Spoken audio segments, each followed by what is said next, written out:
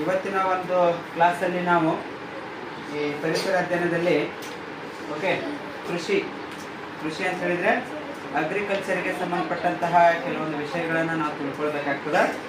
ಮೊರಾರ್ಜಿ ಎಕ್ಸಾಮಿನಲ್ಲಿ ಇದರಲ್ಲಿ ಒಂದೆರಡು ಪ್ರಶ್ನೆಗಳನ್ನು ಕೇಳ್ತಾರೆ. ಸೊ ಅದನ್ನೆಲ್ಲ ನಾವು ಏನೈತೆ ತಿಳ್ಕೊಳ್ಳುವಂಥ ಪ್ರಯತ್ನ ಈಗ ಮಾಡೋಣ ಈ ಅವಧಿಯಲ್ಲಿ. ಸೊ ಮೊದಲನೇದಾಗಿ ಕೃಷಿ ಅಂತ ಹೇಳಿದರೆ ಏನಂತೀವಿ, ಒಂದು ಹೊಲದಲ್ಲಿ ಕೆಲಸ ಮಾಡುವಂತಹ ಒಂದು ಕೆಲಸ. ಕೃಷಿ ಅನ್ನುವಂಥದ್ದು ಏನೈತಿ, ಒಬ್ಬ ರೈತ ಹೊಲದಲ್ಲಿ ಮಾಡುವಂತಹ ಒಂದು ಕೆಲಸ ಕಾರ್ಯಕ್ಕೆ ನಾವು ಕೃಷಿ ಅಂತ ಕರಿತೀವಿ, ಕೃಷಿ ಚಟುವಟಿಕೆ ಅಂತ ಕರಿತೀವಿ. ಸೊ ಅದರಲ್ಲಿ ಏನು ನಾವು ತಿಳ್ಕೊಳ್ಬೇಕಾಗಿದೆ ಅಂತ ಹೇಳಿದ್ರೆ, 3 ಬಗೆಯ ಕೃಷಿಕರು. ಎಷ್ಟು ಬಗೆಯ ಕೃಷಿಕರು ಇರ್ತಾರೆ ಇದರಲ್ಲಿ? ನಾವು ಸಾಮಾನ್ಯವಾಗಿ ಒಂದು ಹೊಲ ಗದ್ದೆ ಮಾಡುವಂತ ಏನು ನಾವು ಸರ್ವೇ ಸಾಮಾನ್ಯವಾಗಿ ನೋಡ್ತೀವಿ. ಅಲ್ಲಿ 3 ಪ್ರಕಾರದ ಏನೋ ಈ ಕೃಷಿಕರು ನೋಡ್ಲಿಕ್ಕೆ ಸಿಗ್ತಾರೆ. ಭಾರತ ದೇಶ ಕೃಷಿ ಪ್ರಧಾನವಾದಂತಹ ದೇಶ ಅಂತ ನಾವು ಕರಿತೀವಿ. ಭಾರತ ದೇಶವನ್ನು ನಾವು ಕೃಷಿ ಪ್ರಧಾನವಾದ ದೇಶ ಅಂತ ಕರಿತೀವಿ. 80%, 100ಕ್ಕೆ 80% ಭಾರತ ದೇಶದ ಜನರು ಕೃಷಿಯನ್ನೇ ಅವಲಂಬಿಸಿದ್ದಾರೆ. ಹೊಲ ಗದ್ದೆಗಳಲ್ಲಿ ಕೆಲಸ ಮಾಡ್ತಾರೆ. ಕೃಷಿ ಚಟುವಟಿಕೆಯನ್ನ ಮಾಡ್ತಾರೆ. ಅಂದ್ರೆ ಎಲ್ಲ ರೈತರು. 100ಕ್ಕೆ 80% ಯಾರಿದ್ದಾರೆ? ರೈತರೇ ಇದ್ದಾರೆ, ರೈತ ಬಾಂಧವರು ಇದ್ದಾರೆ. ಸೊ ಹಾಗಾಗಿ ಅವ್ರ ಬಗ್ಗೆ ತಿಳ್ಕೊಳ್ಳೋದು ತುಂಬಾ ಮುಖ್ಯವಾದಂತ ವಿಷಯ. ಸೊ ಅದರಲ್ಲಿ 3 ಬಗೆಯ ಕೃಷಿಕರನ್ನ ನಾವು ನೋಡ್ತೀವಿ. ಎಷ್ಟು ಬಗೆಯ ನೋಡ್ತೀವಪ್ಪ? 3 ಬಗೆಯ ಕೃಷಿಕರನ್ನ ನೋಡ್ತೀವಿ. ಅದರಲ್ಲಿ ಒಂದೇದು ಯಾರಪ್ಪ ಅಂತ ಹೇಳಿದ್ರೆ ಕೃಷಿ ಯಾರು? ಕೃಷಿ ಕಾರ್ಮಿಕರು. ಸೊ ಕೃಷಿ ಕಾರ್ಮಿಕರು ಒಂದೇದು. ಅದಾದ ನಂತರ ಎರಡನೇದು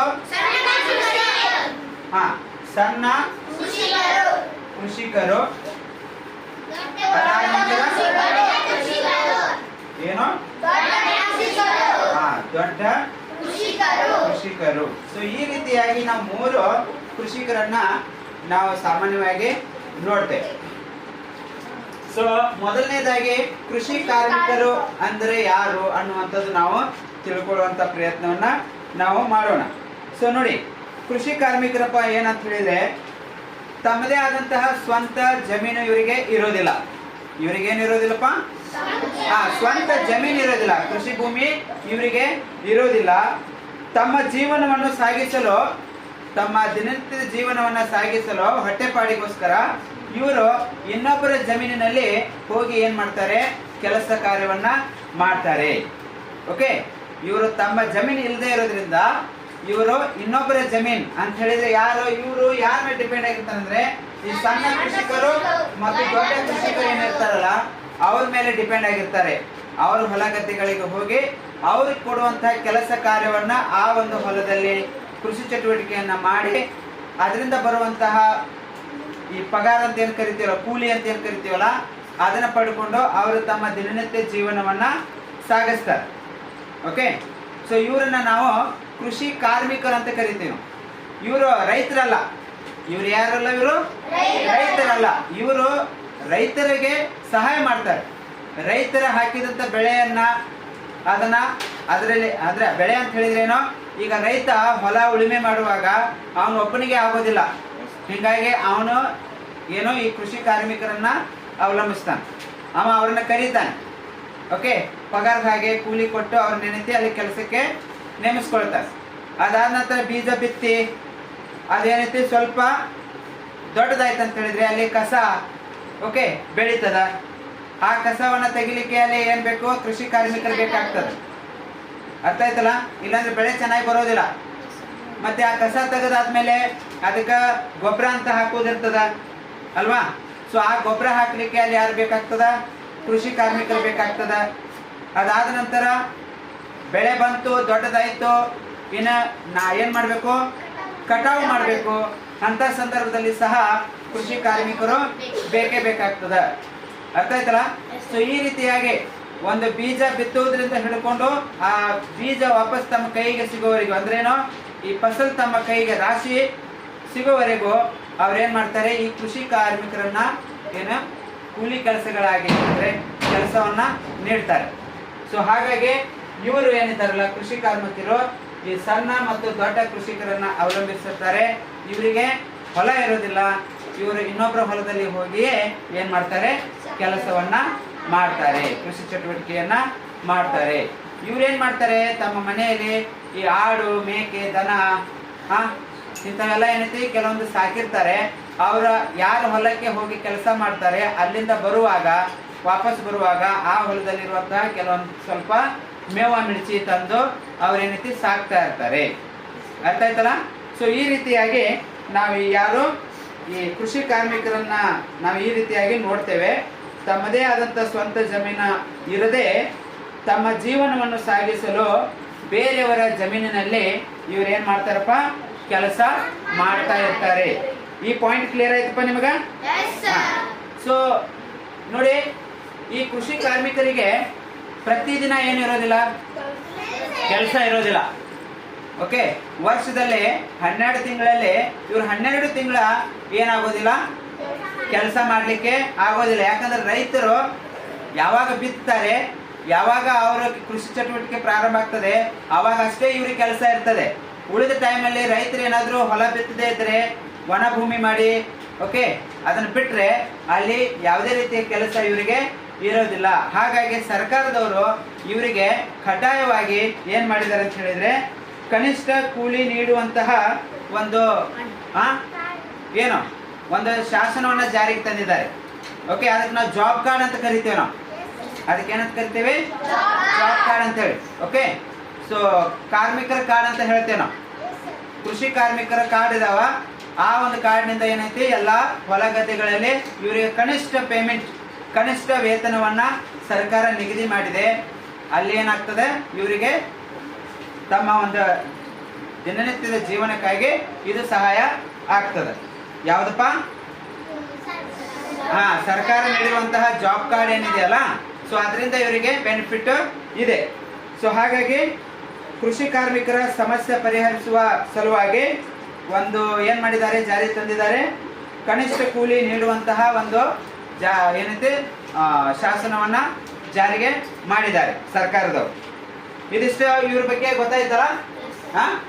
ಇವ್ರಿಗೇನಾದ್ರೂ ಕೃಷಿ ಚಟುವಟಿಕೆ, ಕೃಷಿ ಭೂಮಿಯಲ್ಲಿ ಕೆಲಸ ಸಿಗದೆ ಇದ್ದರೆ ಇವ್ರು ಗೂಳೆ ಹೋಗ್ತಾರೆ. ಗೂಳೆ ಹೋಗೋದಂತ ಹೇಳಿದ್ರೇನೋ, ಬೇರೆ ಬೇರೆ ಪಟ್ಟಣಕ್ಕೆ, ಓಕೆ, ಬೆಂಗಳೂರಂತ ಪಟ್ಟಣಕ್ಕೆ, ಮಂಗಳೂರಂತ ಪಟ್ಟಣಕ್ಕೆ ಏನ್ ಮಾಡ್ತಾರೆ, ದುಡಿಯಕ್ಕೆ ಹೋಗ್ತಾರೆ. ಇಲ್ಲಿ ಊರಲ್ಲಿ ಅವ್ರಿಗೆ ಯಾವುದೇ ರೀತಿಯ ಕೆಲಸ ಕಾರ್ಯ ಸಿಗಲಿಲ್ಲ ಅಂತ ಹೇಳಿದ್ರೆ ಏನ್ ಮಾಡ್ತಾರ, ಅವರು ಬೇರೆ ಊರಿಗೆ ದುಡಿಲಿಕ್ಕೆ ಹೋಗ್ತಾರ. ಸೊ ಅದೆಲ್ಲ ಆಗ್ಬಾರ್ದು ಅನ್ನೋ ಸಲುವಾಗಿ ನಾವೇನ್ ಮಾಡ್ಬೇಕಾಗ್ತದೆ, ಇವರಿಗೆ ಈ ಕೆಲಸ ಕಾರ್ಯಗಳನ್ನ ಕೊಡ್ಲೇಬೇಕಾಗ್ತದೆ. ಅರ್ಥ ಆಯ್ತು? ಸೊ ಗ್ರಾಮ ಪಂಚಾಯಿತಿಯಲ್ಲಿ ಏನೈತಿ, ಇವರಿಗೆ ವಿಶೇಷವಾಗಿ ಆ ಒಂದು ಕೃಷಿ ಕಾರ್ಮಿಕರ ಒಂದು ಏನು ಕಾರ್ಡ್ ಇರುತ್ತಲ್ಲ, ಆ ಕಾರ್ಡ್ ಥ್ರೂ ಯಾರ್ಯಾರ ಹೊಲದಲ್ಲಿ ಏನೇನು ಕೆಲಸ ಆಗ್ಬೇಕಾಗಿದೆ ಅಂದ್ರೆ ಒಡ್ಡು ಹಾಕೋದಾಗಿರ್ಬೋದು, ಓಕೆ, ಕಸ ಕಂಟಿ ಜಾಸ್ತಿ ಬೆಳೆದಿರ್ತೈತೆ ಅದನ್ನ ಕ್ಲೀನ್ ಮಾಡೋದಾಗಿರ್ಬೋದು, ಪೈಪ್ಲೈನ್, ಹೊಸ ಪೈಪ್ಲೈನ್ ಮಾಡುವಂಥದ್ದು ಇರ್ತದ, ಓಕೆ, ಮತ್ತೇನೋ ಈ ಕರೆಂಟಿನ ವ್ಯವಸ್ಥೆ, ಓಕೆ, ಲೈನ್ ಹೊಸ ಒಂದು ಕನೆಕ್ಷನ್ ಕೊಡೋದಿರ್ತದ, ಬಾವಿ ತೋಡೋದಿರ್ತದ, ಓಕೆ, ಮತ್ತೆ ಕೆರೆ, ಅಲ್ಲಿ ಸುತ್ತಮುತ್ತ ಏನಾದರೂ ನೀರಿನ ವ್ಯವಸ್ಥೆ ಇರಲಿಲ್ಲ ಅಂತ ಹೇಳಿದ್ರೆ ಕೆರೆ ಕಟ್ಟಲಿಕ್ಕೆ ಎಲ್ಲ ಆ ರೀತಿಯಾಗಿ ಎಲ್ಲ ಇರ್ತದೆ. ಸೊ ಇವೆಲ್ಲ ಪಂಚಾಯಿತಿಯಿಂದ ಏನು ಮಾಡ್ತಾರೆ, ಈ ಟೆಂಡರ್ ಕರೆದು ಇಂಥ ಕೃಷಿ ಕಾರ್ಮಿಕರಿಗೆ ಆ ಕೆಲಸಗಳನ್ನ ಕೊಟ್ಟು ಅವರಿಗೆ ನ್ಯಾಯವನ್ನ ಒದಗಿಸ್ತಾರೆ. ಇದು ಒಂದನೇದಾಯ. ಕೃಷಿ ಕಾರ್ಮಿಕರ ಬಗ್ಗೆ ಗೊತ್ತಾಯ್ತಲ್ಲ. ಇವ್ರದ್ದು ಯಾವುದೇ ರೀತಿಯ ಹೊಲ ಇರೋದಿಲ್ಲ, ಇವರು ಇನ್ನೊಬ್ಬರ ಮೇಲೆ ಡಿಪೆಂಡ್ ಆಗಿರ್ತಾರೆ. ಇದಾದ ನಂತರ ಎರಡನೇದು ಯಾವುದು, ಎರಡನೇದು ಯಾವ್ದಪ್ಪ, ಸಣ್ಣ ಕೃಷಿಕರು. ಸಣ್ಣ ಕೃಷಿಕರಂತ ಯಾರನ್ನ ಕರೀತಾರಪ್ಪ ಅಂತ ಹೇಳಿದ್ರೆ, ತಮ್ಮದೇ ಆದಂತಹ ಅಲ್ಪ ಸ್ವಲ್ಪ ಏನಿರುತ್ತೆ, ಇವರಿಗೆ ಜಮೀನಿರುತ್ತೆ. ಆ ಅಲ್ಪ ಸ್ವಲ್ಪ ಜಮೀನಿನಲ್ಲಿ ಅವರು ಉತ್ತಿ ಬಿತ್ತಿ ಬೆಳೆ ತೆಗೆದು ತಮ್ಮ ಕುಟುಂಬಕ್ಕೆ ಅನುಕೂಲ ಆಗುವಷ್ಟು ಏನೈತಿ ಬೆಳೆಯನ್ನು ತೆಗೆದು ಇವರು ಉಪಜೀವನವನ್ನ ಮಾಡ್ತಾ ಇರ್ತಾರೆ. ತಮ್ಮ ಹೊಲದಲ್ಲಿ ಅದು 1 ಎಕರೆ ಇರ್ಬೋದು, ಅರ್ಧ ಎಕರೆ ಇರ್ಬೋದು, ಅಥವಾ ಎಷ್ಟೋ ಇರ್ಬೋದು, ಜಾಸ್ತಿ ಅಲ್ಲ, ಕಡಿಮೆ, 1-2 ಎಕರೆಗಿಂತ ಕಡಿಮೆ ಇರುವಂತಹ ಜಮೀನು ಇವರು ಹೊಂದಿರ್ತಾರೆ. ಯಾರು, ಈ ಸಣ್ಣ ಕೃಷಿಕರು. ಇವರು ಕೃಷಿಕರು ಅಂತ ಹೇಳಿದ್ರೆ ಇವ್ರು ರೈತರು, ಇವರು ಕಾರ್ಮಿಕರಲ್ಲ.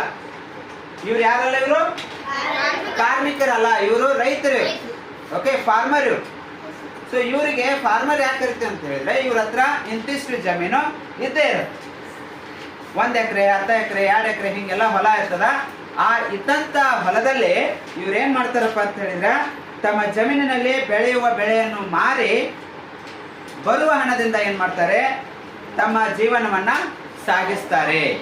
ಓಕೆ, ಇಲ್ಲಿ ಇವರು ಹೆಚ್ಚು ಬೆಳಿಬೇಕು, ಹೆಚ್ಚು ನಾವು ಸಂಪಾದನೆ ಮಾಡಬೇಕು, ಅಥವಾ ನಾನು ಏನೋ ಶ್ರೀಮಂತನಾಗಬೇಕು, ಅಥವಾ ನಾ ಇನ್ನೂ ದೊಡ್ಡ ದೊಡ್ಡ ಹೊಲ ಹಿಡಿಬೇಕು, ಆ ರೀತಿಯ ಕಾನ್ಸೆಪ್ಟ್ ಇವ್ರ ತಲೆಯಲ್ಲಿ ಇರೋದಿಲ್ಲ. ಯಾಕಂತ ಹೇಳಿದ್ರೆ ಇವರಿಗೆ ಆ ಇದ್ದಂಥ ಹೊಲದಲ್ಲಿ ಬೆಳೆ ತೆಗೆದು ಜೀವನ ಮಾಡೋದು ಸಾಕಾಗ್ತದೆ. ಇವರಿಗೆ ಅದಕ್ಕೆ ಅಷ್ಟೇ ತೃಪ್ತಿ ಪಟ್ಟಿರ್ತಾರ. ಓಕೆ, ಅವ್ರಿಗೇನಪ್ಪ 3-4 ತಿಂಗಳಲ್ಲಿ ಅವ್ರ ಮನೆಗೆ ಆಗುವಷ್ಟು ಒಂದು ಫಸಲ್ ಬಂದ್ರೆ ಸಾಕು.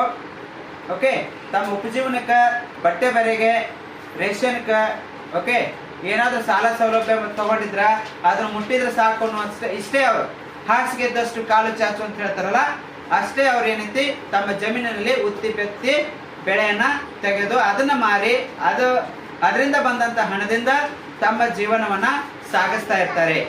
ಅಂಥವ್ರಿಗೆ ನಾವೇನಂತ ಕರಿತೀವಿ, ಸಣ್ಣ ಕೃಷಿಕರು ಅಂತ ಕರಿತೀವಿ ನಾವು. ಓಕೆ, ಸಣ್ಣ ಕೃಷಿಕರು ಅಂತ ಕರಿತೀವಿ. ಸೊ ಇವ್ರ ಸಮಸ್ಯೆ ಏನಪ್ಪ, ಇವ್ರು ಯಾರಂತ ಗೊತ್ತಾಯ್ತು ನಮಗೆ.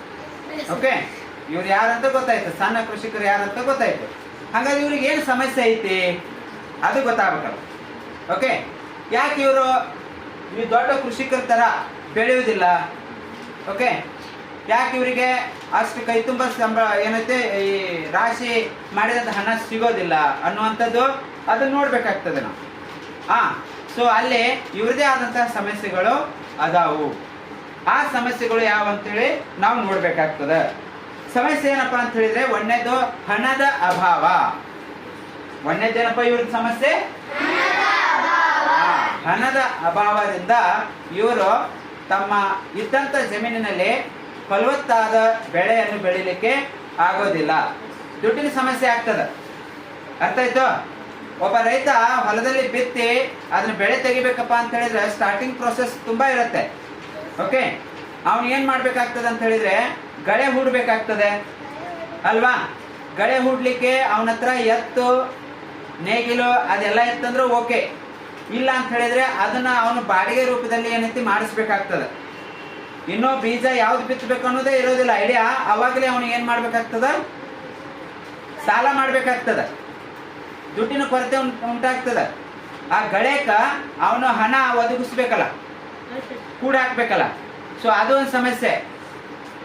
ಈಗಿನ ಕಾಲದಲ್ಲಿ ಈ ಎತ್ತು ಓಕೆ ಆ ರೀತಿಯ ಒಂದೇನೈತಿ ಸಿಸ್ಟಮ್ ಇಲ್ಲ ಈಗ ಗಳೆ ಹುಡುದು ಎತ್ತಿನ ಗಳೆ ಇಲ್ಲ ಈಗೆಲ್ಲ ಟ್ರ್ಯಾಕ್ಟರ್ ಮಾಡಿಬಿಟ್ಟಿದ್ದಾರೆ ಅಲ್ವಾ? ಸೊ ಟ್ರ್ಯಾಕ್ಟರ್ ಅಂತ ಹೇಳಿದ್ರೆ ಟ್ರ್ಯಾಕ್ಟರ್ ಹಚ್ಚಿದ್ರೆ ಏನಾಗ್ತದೆ, ಅಲ್ಲಿ ಅವನಿಗೆ ಬಾಡಿಗೆ ಕೊಡ್ಬೇಕಾಗ್ತದೆ ಅಲ್ವಾ? ಹೋಗ್ಲಿ, ಅದಾಯ್ತು. ಅದಾದ ನಂತರ ಏನ್ ಮಾಡ್ಬೇಕು, ಮತ್ತೆ ಬೀಜ ಗೊಬ್ಬರ ಕೊಂಡ್ಕೋಬೇಕು. ಆ ಸಣ್ಣ ರೈತ ಏನ್ ಮಾಡ್ಬೇಕು, ಈಗ ಹೊಲ ಅಂತರೂ ಏನ್ ಮಾಡಿದ, ಗಳೆ ಹೊಡೆದ, ಎಲ್ಲ ರೆಡಿ ಮಾಡಿದ, ಇನ್ನ ಬಿತ್ತಲಿಕ್ಕೆ ರೆಡಿ ಆಗಿದೆ. ಈಗ ಬಿತ್ತು ಟೈಮ್ಗೆ ಅವನಿಗೆ ಏನ್ ಬೇಕಪ್ಪ, ಬೀಜ ಬೇಕು, ಗೊಬ್ಬರ ಬೇಕು ಅಲ್ವಾ? ಆ ಬೀಜ ಗೊಬ್ಬರ ತರಲಿಕ್ಕೆ ಅವನ ಹತ್ರ ಹಣ ಇಲ್ಲ ಅಂತ ಹೇಳಿದಾಗ ಅಲ್ಲಿ ಏನಾಗ್ತದೆ, ಸಮಸ್ಯೆ ಉಂಟಾಗ್ತದೆ.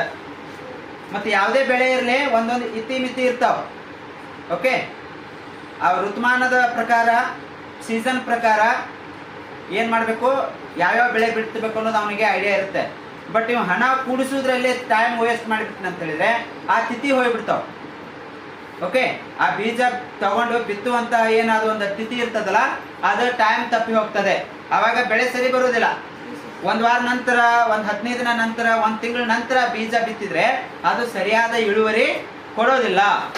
ಅದು ಸರಿಯಾದ ಇಳುವರಿ ಏನ್ ಮಾಡೋದಿಲ್ಲ, ಕೊಡೋದಿಲ್ಲ. ಹಾಗಾಗಿ ಒಂದು ಹಣದ ತೊಂದರೆ, ಹಣದ ಒಂದು ಅಭಾವ ಉಂಟಾಗ್ತದೆ. ಇದು ಒಂದು ದೊಡ್ಡ ಸಮಸ್ಯೆ ಇವನಿಗೆ. ಓಕೆ, ಇದಾದ ನಂತರ ಯಾವುದು, ನೀರಿನ ಸೌಲಭ್ಯ ಇವನಿಗೆ ಸರಿಯಾಗಿ ಸಿಗೋದಿಲ್ಲ. ಸಣ್ಣ ಹೊಲ ಇರೋದ್ರಿಂದ ಇವನ ಹೊಲದಲ್ಲಿ ಬಾವಿ ಆಗಲಿ ಅಥವಾ ಬೋರ್ವೆಲ್ ಆಗಲಿ ಇರೋದಿಲ್ಲ.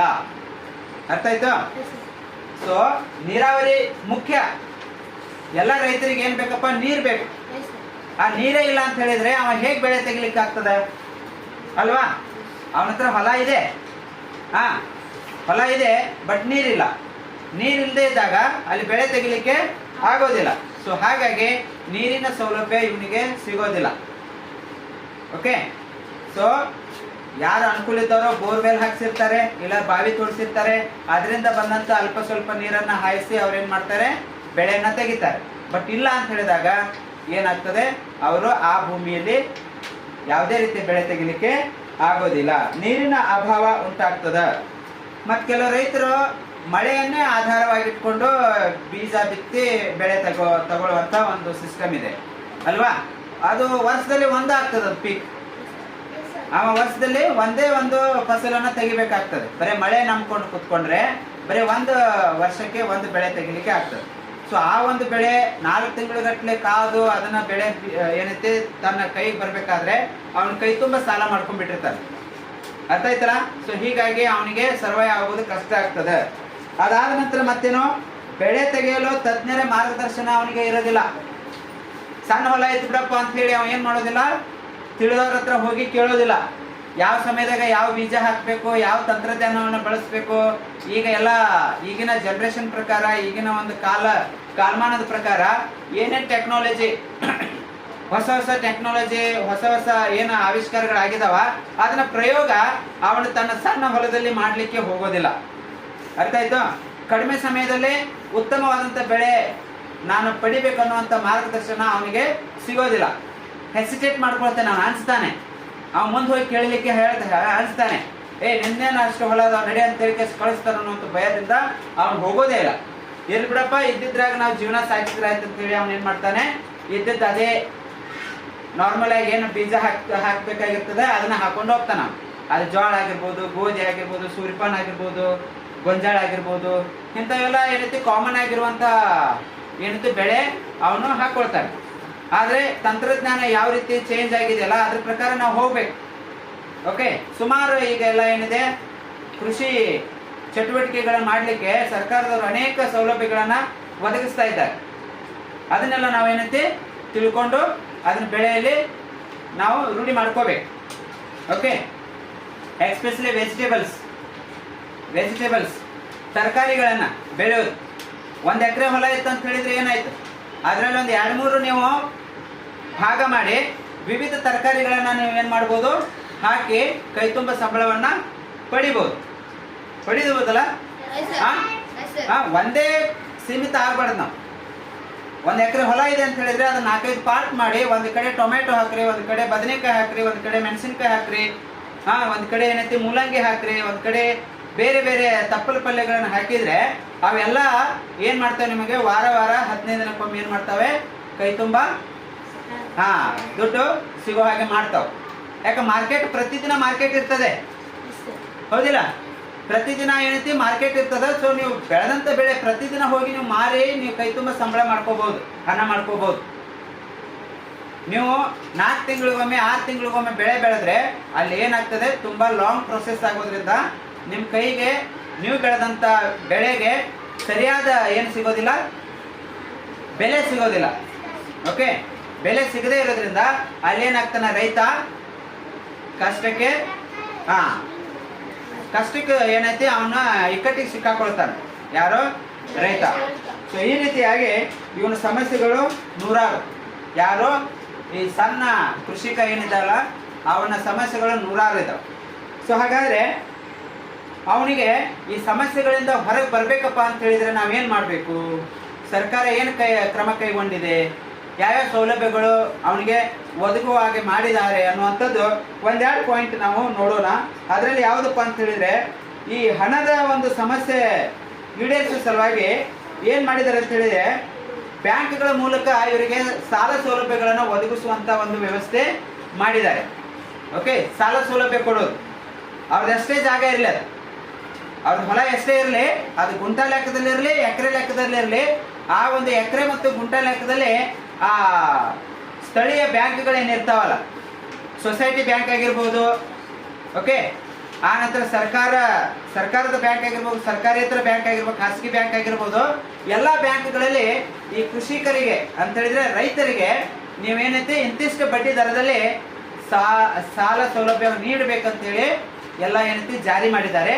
ಅದರಿಂದ ಏನಾಗಿದೆ, ಈಗ ಇನ್ನೊಬ್ಬರ ಹತ್ರ ಬಡ್ಡಿಯಿಂದ ಏನು ಸಾಲ ತಗೊಂಡು ಆ ಬಡ್ಡಿ ತೀರಿಸೋದು ಆ ಅಸಲು ತೀರಿಸೋದ್ರಲ್ಲೇ ಪಾಪ ಅವನಿಗೆ ಕಷ್ಟ ಆಗ್ತದೆ ಅನ್ನೋ ಸಲುವಾಗಿ ಈಗೇನಾಗ್ತದೆ, ಬ್ಯಾಂಕ್ನವರು ಸಾಲ ಕೊಡೋದ್ರಿಂದ ಅವನಿಗೆ ಬಡ್ಡಿ ದರ ಏನಿರ್ತದಲ್ಲ ಕಡಿಮೆ ಆಗ್ತದೆ. ಅರ್ಥ ಆಯ್ತಾ? ಬಡ್ಡಿ ದರ ಕಡಿಮೆ ಇರ್ತದ. ಅದಾದ ನಂತರ ಒಂದು ಸೀಮಿತ ಅವಧಿ ಅಂತ ಇರ್ತದ, ನೀ ಇಂತಿಷ್ಟು ವರ್ಷದಲ್ಲಿ ಅದನ್ನು ಮುಟ್ಟಿಸ್ಬೇಕು ಅನ್ನುವಂಥದ್ದು ಇರ್ತದೆ. ಆದರೆ ಹೊರಗಡೆ ಖಾಸಗಿ ವ್ಯಕ್ತಿಗಳ ಹತ್ರ ನೀವು ಏನಾದರೂ ಸಾಲ ಮಾಡಿದರೆ ಅವನು ಗೆರೆ ಕೊರೋದು ಏನೈತಿ, ಈ ಟೈಮಿಗೆ ಈ ತಾರೀಕಿಗೆ ನೀವೇನೈತಿ ಹಣ ಬಡ್ಡಿ ಅಸಲು ಬಡ್ಡಿ ಸಮೇತ ನೀವೇನೈತಿ ತೀರಿಸ್ಬೇಕಂತ ಇರ್ತದೆ. ಅವಾಗ ಏನಾಗ್ತದೆ, ಅವ ಫೇಲ್ ಆಗ್ತಾನೆ, ಕೊಡ್ಲಿಕ್ಕೆ ಆಗೋದಿಲ್ಲ. ಓಕೆ, ಅವ ಅನ್ಕೊಂಡಷ್ಟು ಹಣ ಏನೈತಿ ಆ ಹೊಲದಲ್ಲಿ ಆ ಬೆಳೆಯಿಂದ ಸಿಗೋದಿಲ್ಲ. ಆವಾಗ ಅನಿವಾರ್ಯವಾಗಿ ಅವನು ಮತ್ತೆ ಎಲ್ಲಿಯಾದ್ರೂ ಸಾಲ ಮಾಡಿ ಈ ಸಾಲ ತೆಗೆದಂತ ಸಾಲ ಮುಟ್ಟಿಸ್ಬೇಕಾಗ್ತದೆ.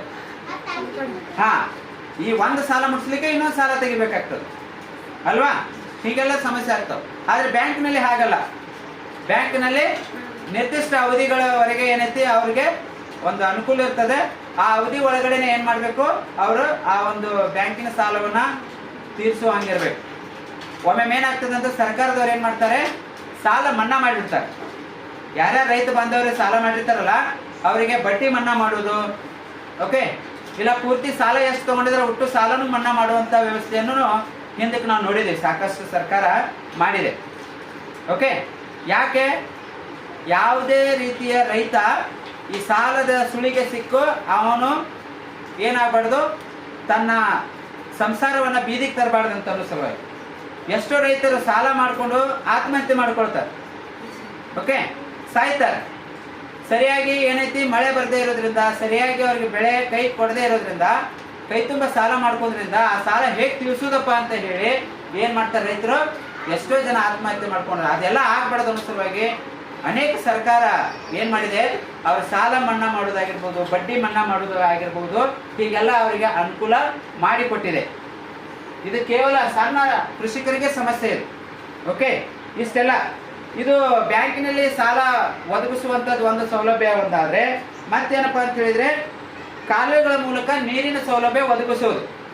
ಓಕೆ, ಕಾಲುವೆಗಳ ಮೂಲಕ ಏನು ಮಾಡೋದು, ನೀರು ಅವ್ರ ಹೊಲಕ್ಕೆ ನೀರು ಏನೈತಿ ಒದಗಿಸೋದು. ಈಗ ಎಲ್ಲಿ ಡ್ಯಾಮ್ಗಳು ಇರ್ತಾವ ಅಲ್ಲಿ ಡ್ಯಾಮ್ನಲ್ಲಿ ಎಡ ಮತ್ತು ಬಲ ಓಕೆ ಏನೋ ಕಿನಾಲ್ಗಳನ್ನು ಮಾಡಿರ್ತಾರೆ. ಎಡದಂಡೆ ಕಾಲುವೆ, ಬಲದಂಡೆ ಕಾಲುವೆ ಅಂತೇಳಿ ಮಾಡಿ ಆ ಕಾಲುವೆ ಮುಖಾಂತರ ಏನು ಸಾವಿರಾರು ಕಿಲೋಮೀಟರ್ ವರೆಗೆ ಏನು ಮಾಡಿರ್ತಾರೆ, ಈ ಒಂದು ಕಿನಾಲ್ಗಳನ್ನು ಹಾಯಿಸಿರ್ತಾರೆ. ಸರ್ಕಾರದ ಪ್ರಾಜೆಕ್ಟ್ ಇದು, ದೊಡ್ಡ ಪ್ರಾಜೆಕ್ಟ್, ನೀರಾವರಿ ಪ್ರಾಜೆಕ್ಟ್ ಅಂತ ಕರಿತೀವಿ ನಾವು. ಓಕೆ, ನೀರಾವರಿ ಯೋಜನೆ. ಈಗ ನಾವಿಲ್ಲೇ ಆಲ್ಮಟ್ಟಿ ನೋಡಿದರೆ ಕೃಷ್ಣರಾಜ ಸಾಗರ ಆಲ್ಮಟ್ಟಿ ಡ್ಯಾಮ್ ಏನಿದೆಯಲ್ಲ, ಇಲ್ಲಿ ನೀರಾವರಿ ಪ್ರಾಜೆಕ್ಟ್ ಯಾವುದಪ್ಪ ಅಂತ ಹೇಳಿದ್ರೆ KBJNL ಅಂತ ಹೇಳಿದ್ರೇನು, ಕೃಷ್ಣ ಭಾಗ್ಯ ಜಲ ನಿಗಮ ಲಿಮಿಟೆಡ್ ಅಂತ ಹೇಳಿ. ಓಕೆ, ಕೃಷ್ಣ ಭಾಗ್ಯ ಜಲ ನಿಗಮ ಲಿಮಿಟೆಡ್ ಅಂತ ಹೇಳಿ. ಅದು ಎಡದಂಡೆ ಮತ್ತು ಬಲದಂಡೆ ಅಂತ ಹೇಳಿ ದೊಡ್ಡ ಪ್ರಾಜೆಕ್ಟ್ ಮಾಡಿದ್ದಾರೆ. ಇದು ಕೇವಲ ಆಲ್ಮಟ್ಟಿ ಡ್ಯಾಮ್ನಿಂದ ನೀರು ಕೇವಲ ಬಿಜಾಪುರ ಅಷ್ಟೇ ಅಲ್ಲ, ಬಿಜಾಪುರ, ಬಾಗಲಕೋಟೆ, ಈ ಕಡೆ ಬೀದರ್ವರೆಗೆ, ಗುಲ್ಬರ್ಗ, ಬೀದರ್, ಓಕೆ, ಎಲ್ಲ ಯಾದಗಿರಿ, ಈ ಎಲ್ಲ ಪ್ರದೇಶದಲ್ಲಿ ಸಣ್ಣ ಸಣ್ಣ ರೈತರಿದ್ದಾರಲ್ಲ, ಅವ್ರು ಯಾರ್ಯಾರು ಹೊಲಕ್ಕೆ ನೀರಿಲ್ಲ ಅಲ್ಲೆಲ್ಲ ಏನು ಮಾಡಿದ್ದಾರೆ, ಕಾಲುವೆಗಳ ಮೂಲಕ, ಕಿನಾಲ್ಗಳ ಮೂಲಕ ನೀರಿನ ಸೌಲಭ್ಯ ಒದಗಿಸುವಂಥ ವ್ಯವಸ್ಥೆಯನ್ನು ಮಾಡಿದ್ದಾರೆ. ಓಕೆ, ಇದು ಒಂದು. ಮತ್ತೆ ಏನು ಮಾಡಿದಾರೆ, ಕೃಷಿ ಹೊಂಡಗಳನ್ನು ನಿರ್ಮಾಣ ಮಾಡಲಿಕ್ಕೆ ಸರ್ಕಾರ ಏನು ಮಾಡ್ತದೆ, ಅವರಿಗೆ ಸಹಾಯ ಸೌಲಭ್ಯ ಮಾಡ್ತದೆ. ಕೃಷಿ ಹೊಂಡಗಳು ಅಂಥೇಳಿ ತಮ್ಮ ಜಮೀನಲ್ಲಿ ಒಂದು ಮೂಲೆಯಲ್ಲಿ ಏನು ಮಾಡ್ತಾರೆ, ತಗ್ಗು ಪ್ರದೇಶ ಮಾಡಿ ಅದಕ್ಕೆ ಏನೋ ಈ ಸರ್ಕಾರ ಅವರಿಗೆ ಸಬ್ಸಿಡಿ ಕೊಡ್ತದ, ಹಾಳೆ ಅದೆಲ್ಲ ಕೊಂಡ್ಕೊಳ್ಳಿಕ್ಕೆ. ಆ ತಗ್ಗು ಪ್ರದೇಶ ಮಾಡಿ ಅಲ್ಲಿ ಹಾಳೆ ಎಲ್ಲ ಹಾಕಿ ಅಲ್ಲಿ ಏನು ಮಾಡ್ತಾರೆ, ನೀರು ತುಂಬಿಸ್ತಾರೆ. ಓಕೆ, ಅದು ಕೃಷಿ ಹೊಂಡ ಅಂತ ಕರಿತೀವಿ ನಾವು. ಇಲ್ಲಿ ಯಾರ್ಯಾರ ಹೊಲದಲ್ಲಿದೆ ಹಂಗೆ, ಕೆಲವ್ರ ಹೊಲದಲ್ಲಿದೆ, ವೆರಿ ಗುಡ್. ಸೊ ಇದು ಕೃಷಿ ಹೊಂಡ. ಓಕೆ, ಯಾರ ಹೊಲದಲ್ಲಿ ಬಾವಿ ಇಲ್ಲ, ಕೊಳವೆ ಬಾವಿ ಇಲ್ಲ ಅಂಥವ್ರಿಗೆ ಈ ರೀತಿ ಸರ್ಕಾರ ಸೌಲಭ್ಯವನ್ನು ಮಾಡ್ತೇವೆ. ಸಬ್ಸಿಡಿಯಲ್ಲಿ ಅದು ಸರ್ಕಾರ ಇವರಿಗೆಲ್ಲ ಏನೈತೆ ಒಳ್ಳೆಯ ಒಂದು ಸೌಲಭ್ಯವನ್ನು ಕೊಡ್ತಾ ಇದೆ ಈ ರೀತಿ. ಸೊ ಇದರಿಂದ ಏನಾಗ್ತಾನೆ, ರೈತ ಏನಾಗ್ತಾನೆ, ಸ್ವಲ್ಪ ಆದರೂ ಅವನು ಏನಾಗ್ತಾನೆ, ಬೆಳಿಲಿಕ್ಕೆ ಅನುಕೂಲ ಆಗ್ತದಲ್ಲ ಇಷ್ಟೆಲ್ಲ ಮಾಡೋದ್ರಿಂದ. ಹೌದಾ? ಇದು ಎಲ್ಲವನ್ನ ಈ ಸಣ್ಣ ಕೃಷಿಕರಿಗೆ ಅನುಕೂಲ ಮಾಡಿ ಕೊಟ್ಟಿದೆ. ಇದು ಗೊತ್ತಾಯ್ತಲ್ಲ? ಸೊ ಸಣ್ಣ ಕೃಷಿಕರು ಅಂತ ಹೇಳಿದ್ರೆ ಅವರು ಸಣ್ಣ ಪ್ರಮಾಣದ ಹೊಲ ಇರ್ತವರು, ಅವರಿಗೆ ಅವರು ತಮ್ಮ ಹೊಲದಲ್ಲಿ ಬೆಳೆದು ಏನು ಫಸಲನ್ನು ಬೆಳೆದು ಅದನ್ನು ಮಾರಿ ತಮ್ಮ ದಿನನಿತ್ಯದ ಜೀವನವನ್ನು ಏನು ಮಾಡ್ತಾರೆ, ಸಾಗಿಸ್ತಾ ಇರ್ತಾರೆ. ಇವರು ಒಳ್ಳೆ ರೀತಿಯಲ್ಲಿ ಒಂದು ಬೆಳೀಲಿ ಅನ್ನೋ ಸಲುವಾಗಿ ಸರ್ಕಾರ ಇವರಿಗೆ ಅನೇಕ ಸಮಸ್ಯೆಗಳು ಏನದಾವಲ್ಲ ಅವನ್ನೆಲ್ಲ ಪರಿಹಾರ ಮಾಡಲಿಕ್ಕೆ ಅನುಕೂಲ ಮಾಡಿ ಕೊಟ್ಟಿದ್ದಾರೆ ಅನ್ನುವಂಥದ್ದು ಎಲ್ಲ ನಾವು ಈ ಒಂದು ವಿಚಾರದಲ್ಲಿ ತಿಳ್ಕೊಂಡಿವಿ. ಇನ್ನು ನಾವು ನೆಕ್ಸ್ಟ್ ಹೋಗೋದು ಯಾವುದಪ್ಪ ಅಂತ ಹೇಳಿದ್ರೆ ಅದು ದೊಡ್ಡ ಕೃಷಿಕರು. ದೊಡ್ಡ ಹೆಸರಿನಲ್ಲೇ ಇದೆ, ದೊಡ್ಡ ಅಂತ ಹೇಳಿದ್ರೇನು ದೊಡ್ಡ ಪ್ರಮಾಣದ ಇವರು ಕೃಷಿಕರು. ಓಕೆ, ಇವ್ರ ಹತ್ರ ಹೊಲಗಳು ಏನೋ ಜಾಸ್ತಿ ಇರ್ತಾವ. ಓಕೆ, 10, 20, 30, 50, 100 ಎಕರೆವರೆಗೆ ಇವ್ರ ಹತ್ರ ಏನಿರ್ತಾವ, ಜಮೀನು ಇರ್ತಾವ. ಸೊ ಇವರಿಗೆ ಯಾವ ರೀತಿ ನಾವು ಕರಿತೀವಿ ಅಂತ ಹೇಳಿದ್ರೆ ಹೆಚ್ಚು ಜಮೀನುಗಳನ್ನು ಇವರು ಹೊಂದಿರ್ತಾರೆ. ಜಮೀನಲ್ಲಿ ಕೃಷಿ ಕೆಲಸಗಳಿಗಾಗಿ ಅನೇಕ ಕೆಲಸಗಾರನ ಇವರು ಇಟ್ಕೊಂಡಿರ್ತಾರೆ. ಅಂದ್ರೆ ಈ ಕೃಷಿ ಕಾರ್ಮಿಕರು ಏನಿರ್ತಾರಲ್ಲ ಅವ್ರನ್ನ ಇವ್ರು ಏನೈತಿ ಇಟ್ಕೊಂಡಿರ್ತಾರೆ ಕೆಲಸಕ್ಕೆ. ಅಷ್ಟು ಹೊಲ ಇವ್ರ ಹತ್ರ ಇರ್ತಾವ. ಓಕೆ, ಈ ಸಣ್ಣ ಕೃಷಿಕರು ಇವರು ಕೃಷಿ ಕಾರ್ಮಿಕರು ಭಾಳ ಅವಲಂಬನೆ ಇರೋದಿಲ್ಲ ಇವರು. ಯಾಕೆ ಮನ್ಯಾಗ ಒಂದು 4-5 ಮಂದಿ ಇದ್ರಂದ್ರೆ ಅವರೇ ಏನು ಮಾಡ್ತಾರೆ, ಎಲ್ಲ ಫಸಲನ್ನ ಎಲ್ಲ ನೋಡ್ಕೊಳ್ತಾ ಇರ್ತಾರೆ. ಅದ್ರ ದೊಡ್ಡ ಜಮೀನವ್ರು ಇದ್ದವರು 10-20 ಎಕರೆ ಇದ್ದವರು ಅವರು ಒಬ್ಬೊಬ್ಬರಿಗೆ ಹಾಸ್ಕೊಳ್ಳೋದಿಲ್ಲ ಅಷ್ಟೆಲ್ಲ ಹೊಲ. ಹಾಗಾಗಿ ಅವ್ರು ಏನು ಮಾಡ್ತಾರೆ, ಕೃಷಿ ಕಾರ್ಮಿಕರನ್ನ ಅವಲಂಬಿಸಿರ್ತಾರೆ. ಸೊ ಹೆಚ್ಚು ಜಮೀನು ಇವ್ರಿಗೆ ಇರ್ತದ. ಜಮೀನಲ್ಲಿ ಕೃಷಿ ಕೆಲಸಗಳಿಗಾಗಿ ಕುಟುಂಬದ ಸದಸ್ಯರಲ್ಲದೆ ಸಹಾಯಕರು ಹೆಚ್ಚಿನ ಸಂಖ್ಯೆಯಲ್ಲಿ ಇವ್ರ ಬಳಿ ಇರ್ತಾರೆ. ಸೊ ಹಾಗಾಗಿ ಇವ್ರನ್ನ ದೊಡ್ಡ ಕೃಷಿಕರಂತ ನಾವು ಕರಿತೀವಿ. ಓಕೆ, ಸೊ ಮತ್ತೆ ಇವರು ದೊಡ್ಡ ಕೃಷಿಕರು ಏನೇನು ಮಾಡ್ತಾರೆ ಅಂತ ಹೇಳಿದ್ರೆ, ಜಮೀನು ಹೆಚ್ಚಿರೋದ್ರಿಂದ ಇವ್ರ ಹತ್ರ ಹೊಲಗಳು ಹೆಚ್ಚಿರೋದ್ರಿಂದ ಇವರು ಮಿಶ್ರ ಬೆಳೆ ಆಗಿರ್ಬೋದು, ಓಕೆ, ಮತ್ತು ಕೃಷಿಯೇತರ ಚಟುವಟಿಕೆಗಳಾಗಿರ್ಬೋದು ಅನೇಕ ಇವ್ರು ಏನೈತಿ ಮಾಡ್ತಾರೆ. ಓಕೆ, ಒಂದು 10-20 ಎಕರೆ ಇತ್ತು ಅಂತ ಹೇಳಿದ್ರೆ ಒಂದು 10 ಎಕರೆ ಏನು ಮಾಡ್ತಾರೆ, ಈ ವಾಣಿಜ್ಯ ಬೆಳೆಗಳನ್ನು ಹಚ್ತಾರೆ. ವಾಣಿಜ್ಯ ಬೆಳೆಗಳು ಅಂದ್ರೆ ಯಾವುವು, ಕಬ್ಬು, ಓಕೆ, ಯಾವುದು ಹತ್ತಿ, ಮತ್ತೆ ರೇಷ್ಮೆ ಸಾಕಾಣೆ, ಓಕೆ, ಇಂಥವೆಲ್ಲ ಏನೈತಿ ಇವರು ಈ ಬಂಡವಾಳ ಜಾಸ್ತಿ ಬಂಡವಾಳ ಬರುವಂತಹ ಜಾಸ್ತಿ ಏನೈತಿ ಇವರಿಗೆ ಲಾಭ ಆಗುವಂತಹ ಒಂದಿಷ್ಟು ಹೊಲದಲ್ಲಿ ಇವರು ಅದನ್ನ ಮಾಡ್ತಿರ್ತಾರೆ. ಮತ್ತು ಉಳಿದು ಕೆಲವೊಂದು ಹೊಲದಲ್ಲಿ ಏನು ಮಾಡ್ತಾರೆ, ತಮ್ಮ ಬೇಕಾಗಿರುವಂಥ ಬೀಜ ಗೊಬ್ಬರಕ್ಕೆ ಬೇಕಾಗಿರುವಂಥ ಏನಿರ್ತದಲ್ಲ ಅದನ್ನೆಲ್ಲ ಬೆಳೀತಿರ್ತಾರೆ. ಓಕೆ, ಮತ್ತೆ ಇನ್ನೊಂದು 2-3 ಎಕರೆಯಲ್ಲಿ ಹೈನುಗಾರಿಕೆ ಮಾಡ್ತಿರ್ತಾರೆ. ಓಕೆ, ಒಂದು 10-20 ಆಕಳು ಎಮ್ಮೆಗಳನ್ನ ಕುರಿಗಳನ್ನ ಅಥವಾ ಈ ಏನೋ ಕೋಳಿಗಳನ್ನ ಸಾಕಿ ಅವಕ್ಕೆ ಮೇವ ಮಿಡ್ಸಿ ಅನ್ನೋ ಹಾಗೆ ಏನೈತಿ ಜಮೀನನ್ನ ಅಲ್ಲಿ ಅಷ್ಟು ಅದಕ್ಕೆಲ್ಲ ವ್ಯವಸ್ಥೆ ಮಾಡಿರ್ತಾರೆ. ಓಕೆ, ಕೆಲವರು ಮೀನು ಸಾಕಣೆ ಮಾಡ್ತಾರೆ, ಜೇನು ಸಾಕಣೆ ಮಾಡ್ತಾರೆ. ಓಕೆ, ಸೊ ಇವೆಲ್ಲ ದೊಡ್ಡ ಕೃಷಿಕರಿಗೆ ಸಾಧ್ಯ ಮಾಡಲಿಕ್ಕೆ. ಯಾಕಂತ ಹೇಳಿದ್ರೆ ಅವರಿಗೆ ಮಲ್ಟಿಪಲ್ ಚಾಯ್ಸ್ ಇರೋದ್ರಿಂದ, ಜಾಸ್ತಿ ಜಾಗ ಇರೋದ್ರಿಂದ, ಜಾಸ್ತಿ ಹೊಲ ಇರೋದ್ರಿಂದ ಅವರಿಗೆ ತಲೆ ಜಾಸ್ತಿ ಓಡ್ತದೆ. ನಾ ಏನೇನು ಮಾಡಬಹುದು ಅನ್ನುವಂಥ ಒಂದು ತಲೆ ಓಡ್ತದೆ. ಈ ಸಣ್ಣ ರೈತರಿಗೆ ಆಗೋದಿಲ್ಲ. ಇದು ಇರೋದು 1 ಎಕರೆ 2 ಎಕರೆ ಹೊಲ ಇರ್ತೈತಿ, ಅದರಲ್ಲಿ ಮಲ್ಟಿಪಲ್ ಏನು ಮಾಡ್ಲಿಕ್ಕೆ ಆಗೋದಿಲ್ಲ ಅಲ್ವಾ. ಸೊ ದೊಡ್ಡ ರೈತರು ಇವರೆಲ್ಲ ಈ ರೀತಿಯ ಒಂದು ಏನೋ ಈ ಕೃಷಿ ಚಟುವಟಿಕೆ ಮಾಡಿ ಅವರು ಲಾಭಾಂಶವನ್ನ ಪಡಿತಾರೆ. ಮತ್ತೆ ಇವರು ಇಷ್ಟೆಲ್ಲ ಹೊಲ ಇರೋದ್ರಿಂದ ಇವರು ಆಧುನಿಕ ಯಂತ್ರಗಳನ್ನ ಬಳಸ್ತಾರೆ. ಆಧುನಿಕ ಯಂತ್ರಗಳನ್ನ ಕೃಷಿ ಚಟುವಟಿಕೆ ಬಳಸುವಂತ ಎಲ್ಲ ಯಂತ್ರಗಳನ್ನ ಇವರು ಏನ್ ಮಾಡ್ತಾರೆ, ಬಳಸ್ತಾರೆ. ಟ್ರ್ಯಾಕ್ಟರ್ ಆಗಿರ್ಬೋದು ಮತ್ತೆ ಇತರೆ ಸಾಮಗ್ರಿಗಳಾಗಿರ್ಬೋದು. ಅಂದ್ರೆ ಕೆಲಸ ಸ್ಪೀಡ್ ಆಗ್ತದೆ. ಈ ಎತ್ತುಗಳನ್ನ ತಗೊಂಡು ನೀವು ಇಡೀ ದಿನ ಮಾಡೋದೇನೋ ಇಲ್ಲಿ ತಾಸುಗಟ್ಟಲೆ ಏನೈತಿ ಆ ಕೆಲಸ ಆಗಿ ಹೋಗ್ತದೆ. ಓಕೆ, ಮತ್ತೆ ಇವ್ರು ಏನ್ ಮಾಡ್ತಾರಪ್ಪ ಅಂತ ಹೇಳಿದ್ರೆ ಈ ನೀರಿಗೆ, ಓಕೆ, ನೀರಿನ ಸೌಲಭ್ಯವನ್ನು ಒಳ್ಳೆ ರೀತಿಯಲ್ಲಿ ಇವರು ಪಡ್ಕೊಳ್ತಾರ. ಅಲ್ಲಲ್ಲಿ ಬೋರ್ವೆಲ್ ಹಾಕಿಸ್ತಾರೆ, ಬಾವಿಗಳನ್ನು ತೋಡ್ತಾರೆ. ಓಕೆ, ಸರ್ಕಾರದ ಎಲ್ಲ ಸೌಲಭ್ಯಗಳು ಏನೇನು ಬರ್ತದ ಅದನ್ನೆಲ್ಲ ಇವ್ರು ಏನ್ ಮಾಡ್ತಾರೆ, ಬಳಸ್ಕೊಳ್ತಾರೆ. ಹಾಗಾಗಿ ಇವರಿಗೆ ಯಾವುದೇ ರೀತಿಯ ದುಡ್ಡಿನ ಕೊರತೆ ಆಗೋದಿಲ್ಲ. ಒಂದು 10 ಎಕರೆ ಕಬ್ಬು ಒಂದು ವರ್ಷ ತನಕ ಹಚ್ಚಿದ್ರೆ ಅದು ಒಮ್ಮೆ ಬರ್ತದೆ ದುಡ್ಡು ಅವ್ರಿಗೆ. ಉಳಿದಿದ್ದು ಒಂದು 10 ಎಕರೆಯಲ್ಲಿ ಏನು ಮಾಡ್ತಾರೆ, ಅವರು ಪ್ರತಿದಿನ ಸಿಗೋ ಹಾಗೆ, ಪ್ರತಿದಿನ ಅವ್ರ ಕೈಯಲ್ಲಿ ದುಡ್ಡು ಸಿಗೋ ಹಾಗೆ ಅವರು ತರಕಾರಿ ಆಗಿರ್ಬೋದು, ಹಣ್ಣು ಹಂಪಲ ಆಗಿರ್ಬೋದು, ತೋಟಗಾರಿಕೆ ಮಾಡ್ತಾರೆ, ಪಾಠ ಹಚ್ತಾರೆ. ಓಕೆ, ಸೊ ತೋಟಗಾರಿಕೆ ಮಾಡ್ತಾರೆ, ತರಕಾರಿಗಳನ್ನು ಹಚ್ತಾರೆ. ಮತ್ತು ಉಳಿದದ್ದ ಕೆಲವೊಂದು ಹೇಳಿದ್ನಲ್ಲ ನಾನು, ಸಾಕಾಣೆಗಳು. ಓಕೆ, ಹೈನುಗಾರಿಕೆ ಮಾಡ್ತಾರೆ, ಕೋಳಿ ಸಾಕಾಣೆ, ಕುರಿ ಸಾಕಾಣೆ, ಓಕೆ, ಜೇನು ಸಾಕಾಣೆ, ಹೀಗೆ ಎಲ್ಲಾ ಬಗೆಯ ಏನ್ ಮಾಡ್ತಾರೆ, ಎಲ್ಲಾ ಚಟುವಟಿಕೆಗಳು ಮಾಡೋದ್ರಿಂದ ಇವ್ರ ಕೈ ತುಂಬ ದುಡ್ಡು ಓಡಾಡ್ತಾ ಇರ್ತದೆ.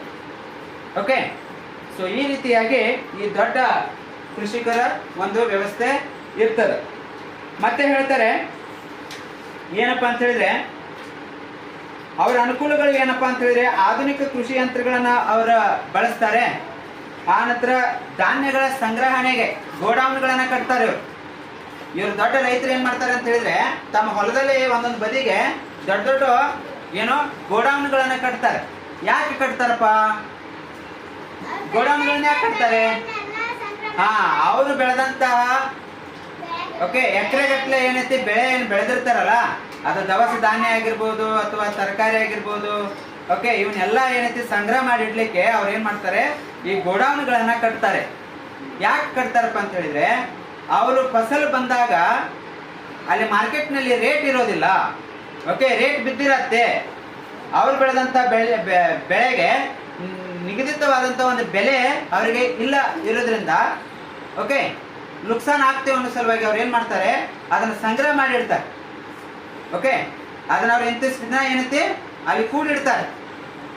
ಸೊ ಅದು ಇಡೋದ್ರಿಂದ ಏನಾಗ್ತದೆ, ಮಾರ್ಕೆಟ್ ನಲ್ಲಿ ಯಾವಾಗ ರೇಟ್ ವೇರಿಯೇಷನ್ ಆಗ್ತದೆ, ಜಂಪ್ ಆಗ್ತದಲ್ಲ, ಅವಾಗ ಅದನ್ನ ಏನ್ ಮಾಡ್ತಾರೆ, ಮಾರ್ಕೆಟ್ಗೆ ಸಾಗಿಸ್ತಾರೆ.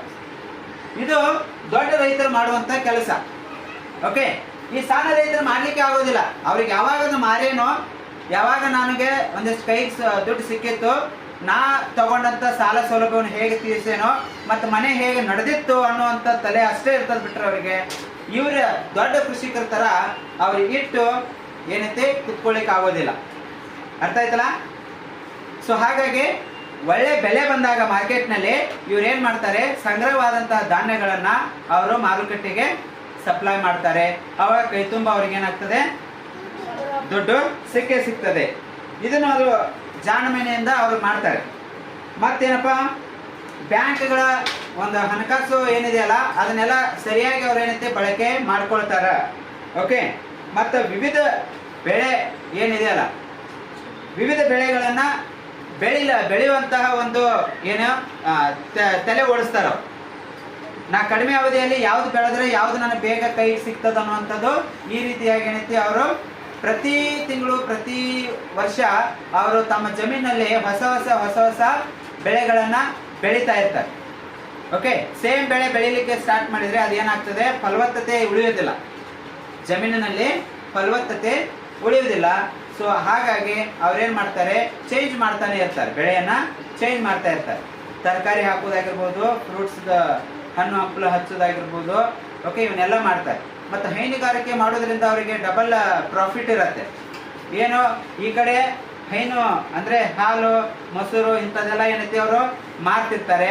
ಆ ನಂತರ ಆ ದನ ಕರು ಹಾಕಿರುವಂತಹ ಗೊಬ್ಬರ ಅದೇನಾಗ್ತದೆ, ಹೊಲಕ್ಕೆ ಬಳಕೆ ಮಾಡ್ತಾರೆ.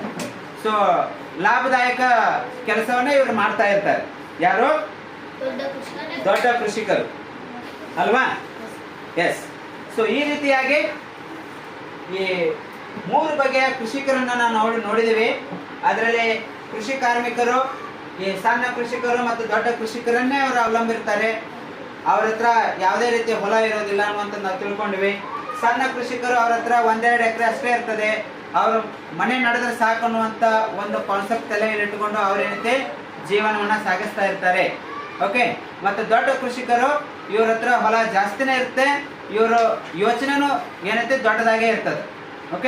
ಇವ್ರನ್ನ ನಾವೇನಂತ ಕರಿತೇವೆ ಅಂದ್ರ ಪ್ರಗತಿಪರ ರೈತರು ಅಂತ ಕರಿತೀವಿ. ಗೌಡ್ರು ಅಂತ ಕರಿತೀವಿ. ದೊಡ್ಡ ಹೊಲಗಳು ಇದ್ದಂತ ಸಾಹುಕಾರ ಅಂತ ಇವ್ರು ಕರಿತಾ ಇರ್ತೇವೆ ನಾವು. ಯಾಕಂದ್ರೆ ಇವ್ರು ಬೆಳೆಯೋದು ಜಾಸ್ತಿ ಇರ್ತದೆ, ಇವ್ರ ಇನ್ಕಮ್ ತಗೊಳ್ಳೋದು ಜಾಸ್ತಿ ಇರ್ತದ. ಮತ್ತು 4 ಮಂದಿಗೆ ಇವ್ರು ಏನೈತಿ ಹೌದು ಅನ್ನೋಂಗೆ ಕಾಣ್ತಾ ಇರ್ತಾರೆ. ಇವ್ರು ಸಲಹೆ ಸೂಚನೆ ಕೊಡ್ತಿರ್ತಾರೆ.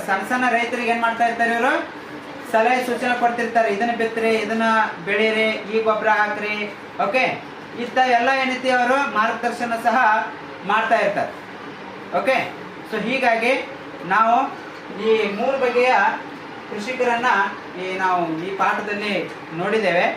ಈಗ ಇವ್ರ ಹತ್ರ ಈ ಸಣ್ಣ ಮತ್ತು ದೊಡ್ಡ ಕೃಷಿಕರ ಹತ್ರ ಏನು ಜಮೀನು ಇರ್ತಾವಲ್ಲ, ಅವು ಯಾವ ರೀತಿಯ ಜಮೀನು ಇರ್ತಾವು, ಅವು ಮಳೆ ಆಧಾರಿತ ಜಮೀನಾ ಅಥವಾ ನೀರಾವರಿ ಜಮೀನಾ ಅನ್ನುವಂಥದ್ದು ಮುಂದಿನ ತರಗತಿಯಲ್ಲಿ ನಾವು ನೋಡೋಣ. ಓಕೆ,